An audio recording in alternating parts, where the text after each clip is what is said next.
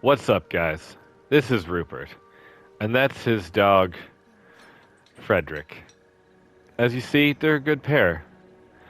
Always looking for attention, and he's just ignoring him. This is the Rend Rupture build. So, someone asked me for an update, and this is the updated build. There have been some changes since my last video. Um, I really hope that in season 3, this is my prediction. In season 3, they are going to nerf overpower because everything is getting one-shotted. If they don't nerf overpower, they'll just make everything harder. But if they nerf overpower, my bet is everyone is going to be playing this build next season. Because it is powerful, but right now it's in the dark of overpower. So no one sees it. So, at the top, I've been using this helmet for a while. Basic skills grant damage reduction. Helmet of Might, that is a great helmet. If it had higher rolls of life and or cooldown or strength, whatever, then yeah, I'll look for a new one. But this is my end game gear unless I find something better. But these swords, I'm probably gonna look for something else slightly. Well, this one's slightly different, but I'll get to that. Okay, Plate of Audacity, you could swap this out. This is a free space. Free space for whatever legendary aspect you want. You could do Tempering Blows. You could do Numbing Wrath. Actually, you can't do Tempering Blows because we don't switch weapons in this build. But you could do Numbing Wrath for this. Or any other legendary aspect you want. But again, you're looking for armor, you're looking for health, and resistances that you don't have capped. The Expectant, our basic skill increases our core skill. This is huge. You want high attack speed, you want high critical strike chance, and you want 4 ranks of Rend. All stats, I think, is also very important for this slot, so I would go with that as well. Excuse me. Protector, the barrier aspect, this is awesome. Love this one. This is a staple. Again, total armor, max life, and then any resistances that you need. The boots, again, you want high movement speed with 3 reses to kind of max out your reses. So, with, obviously, this build, does it require the Fields of Crimson? Actually, I'm going to say no. With the changes I've made, if you don't have a Field of Crimson, you can still do this build. The Field of Crimson does make it easier, but it's not necessary anymore, actually. Yeah, it really isn't. But this should be easy to get, so if you do have it, it works even better. If you don't, that's okay. So if you don't have a Field of Crimson, you want all 4 of these to have strength, vulnerable damage, damage to close, and damage while berserking. So those are the 4 key ones that you want to roll. That would be a perfect roll. Would be, let's see, I don't think I have a perfect rolled one here. No, I don't. But you want strength, vulnerable damage, damage to close, damage while berserking. That is the 4 that are the best. Pardon me. But on your accelerator, on your 2-handed, you definitely want the critical strikes give you more attack speed. And on the 2 one-handed, you definitely want intercom, because we are standing still all the time. And you could put something else if you want, but I love this one. Basic skills grant more attack speed. This is wicked. And then if you have the Field of Crimson, clearly use it. The thing you want to look for in the Field of Crimson is the bottom, the Rupture cooldown. You want this as high as possible. I feel we kill enemies so fast, and we bleed them so fast that, you want to rupture as quick as you can, because literally everything dies, and I'm running out of ruptures to actually finish the job. So we don't use the wantons aspect, which gives an additional bleed. We just use this to finish enemies. Like, it's crazy. With your rings, you want the highest critical strength chance possible, vulnerable damage, damage to close, and resource generation. This ring is, if that had the 7.5 critical strike, I'd say this ring is perfect. This ring is like literally 90% perfect. So you definitely want to get a ring with these stats on it. And you want the slaking aspect. And on the other ring, you want unrelenting fury. So this is the one where when you hit a boss, you just keep getting your fury back, and you can just keep hitting the boss more and more and more. It's awesome. Love it. So this ring is also, I'd say this ring is pretty much perfect as well. I mean, the vulnerable damage is low. Damage to close is great. Ring on life on a ring, that's great. But if you need to have at least one with resource gen to use just your two-hander, which we'll talk about in a second. And then on your amulet, you want iron skin. I want this to be a higher roll, because if you have a max roll of iron skin and you put it on your amulet, this is like the best part of challenging shout and the unstoppable part of rallying cry. You technically have almost 2 shouts in one with iron skin on your amulet. Think about that. So if you don't want to do the 3 shout meta, put iron skin on your amulet, and you'll have a mix between challenging shout and rallying cry. So it's awesome. And this amulet is rolled perfectly. I loved it. There's nothing I would change about this. The fury cost reduction is massive. The cooldown reduction is perfect. Well, not perfect, but you want the 3 ranks to mastery skills and the 2 ranks cut to the bone. Like this is a perfectly rolled amulet. Expertise is axe. We make everything vulnerable all the time, and the synergies is just absolutely unbelievable. And let's take a look at the vampiric powers. So this is our main way to fortify. This helps our ultimate cooldown, and this also increases our damage for our bleeding effects. Prey on the weak. So again, 16 times for vulnerable enemies. Enemies are vulnerable while they're affected by vampiric curse, or your steel grasp, or exploit. So I don't even use a vampiric curse. So we use this to get more cooldown reduction, and this is just overpowered. Like, it's just wicked. So these are the vampiric powers. We don't take flowing veins. And the reason why we don't take flowing veins is because enemies are not moving for steel grasp. I mean, like, they're moving a little bit. And we don't put on a vampiric curse. So I guess if I really wanted to min-max, I would take out this to put that on. And I would take out... I guess I would have to take out this to do, like, that, or what's another one that makes the curse? Or this. So if you want to play with this, which would make it more powerful, you would have to put on either the Vampiric Curse, which would be this one, and then have the lucky hit mechanic and maybe drink some lucky hit potions, or you would need this one so that you could do it that way. That's it. So that's, if you want to use that, then you'd have to swap out those two for either this, or this, and that skill there. Okay, so there has been some changes from the skill tree from earlier. So we still use Flay, Rend,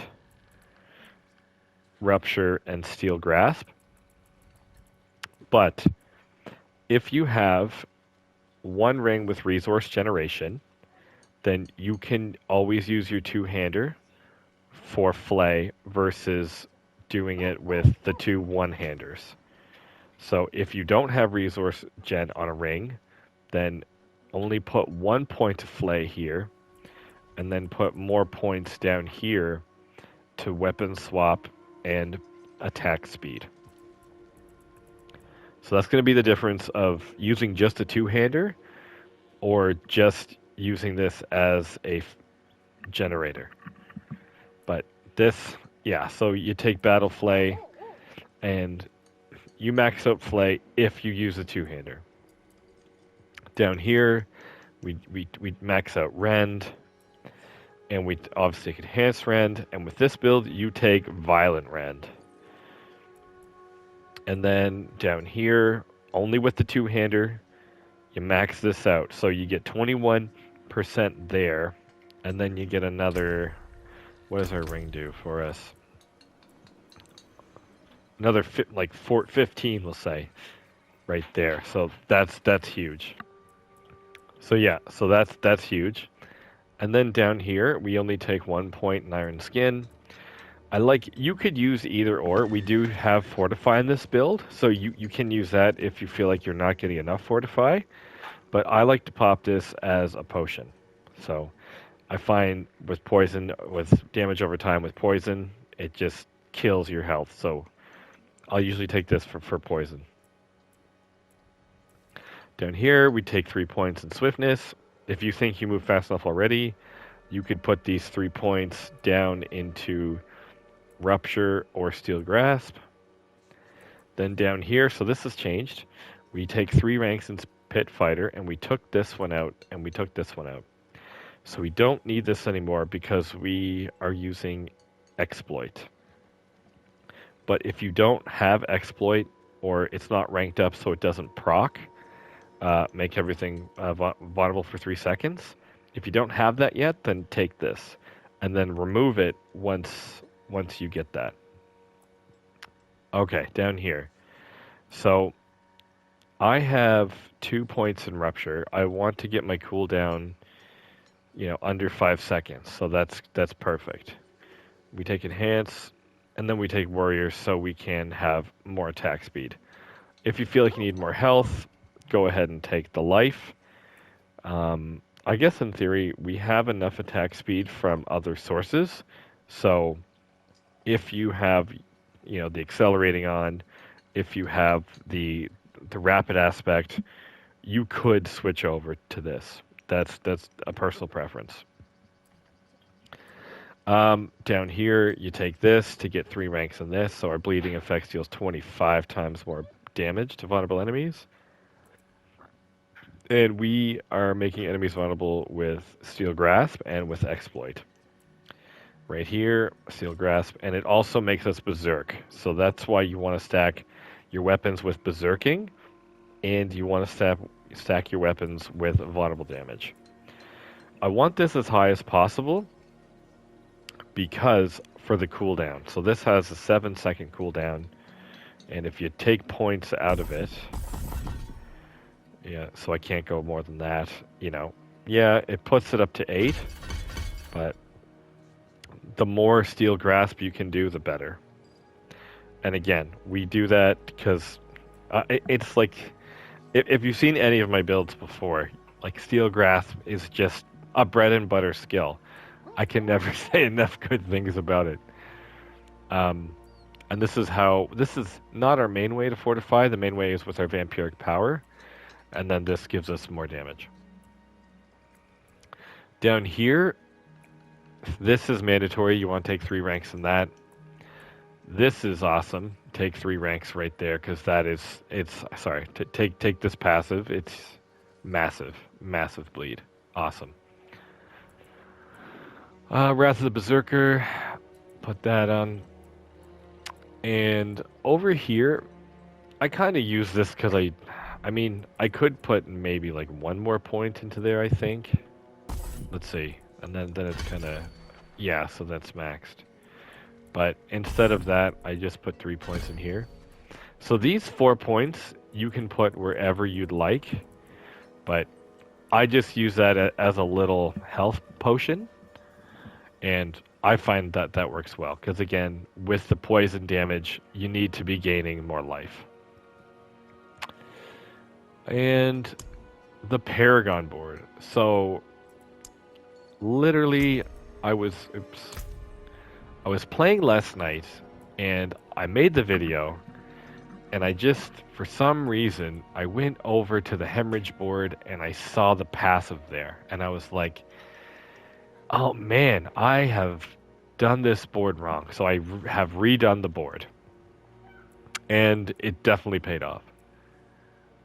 So our first board is the same, Ire, and we deal berserking damage all the time we hit Steel Grasp and Wrath of the Berserker.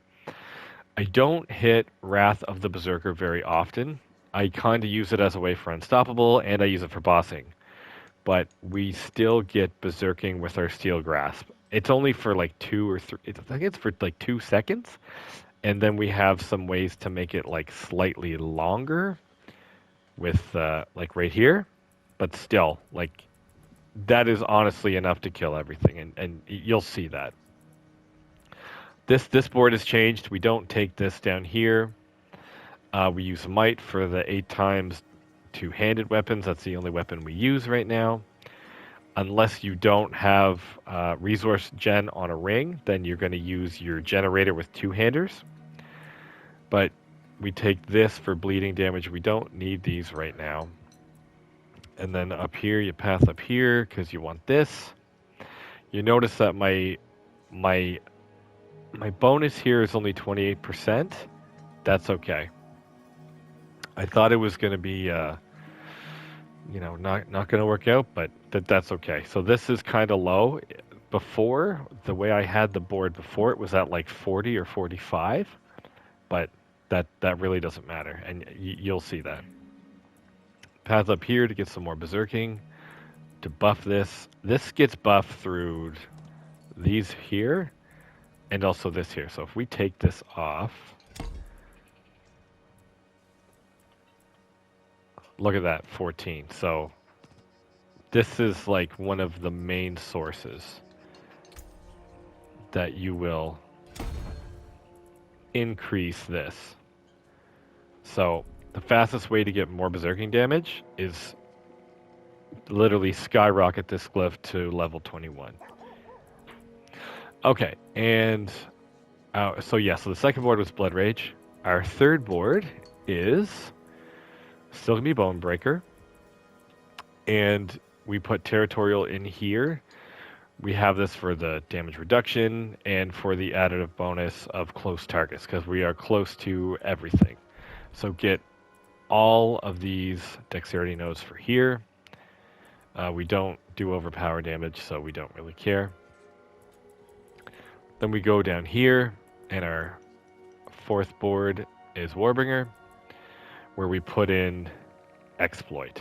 So right now, every enemy will be vulnerable for 3 seconds, but that goes up to 5 seconds because of that right there. So everything is vulnerable for 5 seconds, and we deal 18% more damage to vulnerable targets. But we make everything vulnerable all the time, so this is huge. And you want to max out all your dexterity in this board. So I've gotten it all. I just need to max out this glyph so I can get these dexterity nodes here. Then we pass over to the hemorrhage board. Now this is amazing. So seething, we once this is maxed out, this is actually going to be like a big damage increase. Well, not like it's not a multiplicative damage increase, so it won't be like super huge, but it was the best one that I could find. So all we do is damage with our sword. So this is straight damage, and this will help us gain fury. And we pass up here to our last board, but before we show that, you want to take the hemorrhage passive. So your bleed damage is increased 15 times of your vulnerable damage bonus, which is right now at 27%. And the main way to increase this is with this right here. Unsocket that. 24. Oh, wow. Maybe it's not then. Or maybe that's mine's just too low. I thought that would have gone down more. Huh. Anyway. That's interesting. I'll have to look into that. But yeah, our bleeding damage is increased by 15 times your vulnerable damage bonus, which is at 27%. It will just go up the more you increase this glyph. And then our last board, we take Blood Feeder, and we do have all the dexterity in the board, which isn't a lot. It's like 34, something like that. But our glyph just hasn't reached its full potential. And you want to take this over Disembowel because you want the critical strike chance against bleeding enemies. So the more we crit, the more the accelerating pops off, the more chances for gushing wounds. It's just a win-win-win-win-win combo. But this board is Decimator. And we don't overpower a vulnerable enemy. We don't do that. But what we do is make enemies vulnerable, which increases our damage by 10 times for 5 seconds. So everything is going to be vulnerable all the time, which means this is going to be active all the time, which is also increasing this glyph right here. So this is super powerful. And then you have your other multiplier, which is this one here. So literally stack berserking, stack vulnerable damage, and don't tell anyone that damage over time is OP. Oh man, no, I think this build is awesome. It's a lot of fun. And then you have another multiplier right here. Enemies standing within the blood pool take 20 times increased blood damage. So you're literally stacking crazy amounts of bleed damage, crazy amounts of vulnerable damage, and crazy amounts of berserking damage. So always hit Steel Grasp, and then Flay, Rend, do what, basically Rend, but I actually, in my gameplay video, I showed that Flay was still getting the job done. Yeah, this build is really strong. Don't tell anybody. And I think if they nerf Overpower, this will be the build that everyone goes to next, because I haven't seen a single person actually talk about this and put these two together. Actually put these three together. So, give it a try. Please tell me what you think of the build. Please tell me if you, literally try the build, leave comments. I'm really curious if anyone else likes this. But, again, I find this build is super fun, super powerful, and on bosses, it actually does pretty well. Anyway, thanks for watching the video. Please like and subscribe, and I will see you in the next one.